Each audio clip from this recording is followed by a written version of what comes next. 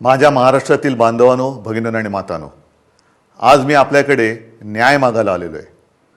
आणि हा न्याय व्यक्तिगत माझ्यासाठी नाही, तर आपल्यासाठी मागायला आलेलो आहे, लोकशाहीसाठी मागायला आलेलो आहे.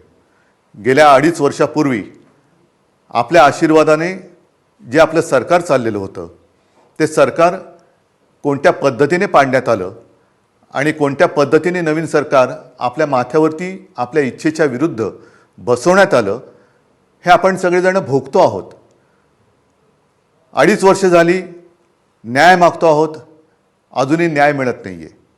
आणि आपण जे असं म्हणतो की न्यायाला विलंब लागणे म्हणजे न्याय नाकारणे, हा एक प्रकारे न्याय नाकारला जातो आहे.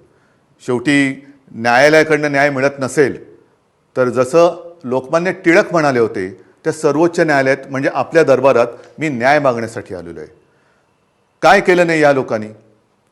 माझा पक्ष म्हणजे आपला पक्ष तर चोरलाच.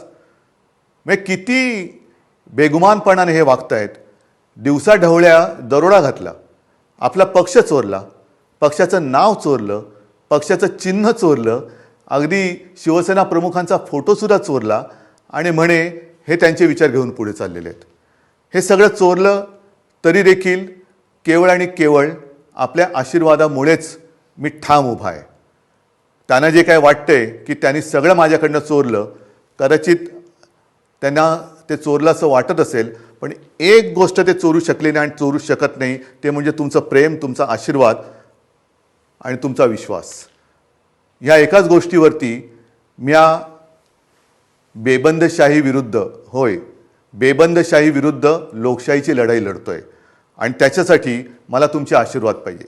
ही लढाई मला काही हवंय म्हणून नाही, तर माझ्या देशातली लोकशाही टिकवण्यासाठी मला तुमची सोबत पाहिजे.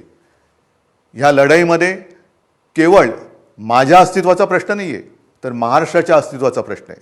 महाराष्ट्राला लुटायचं काम सुरू आहे, महाराष्ट्राला गुलाम बनवण्याचं काम सुरू आहे आणि आपण ते डोळ्यादेखत होऊ द्यायचं? मला तरी नाही पटत हे.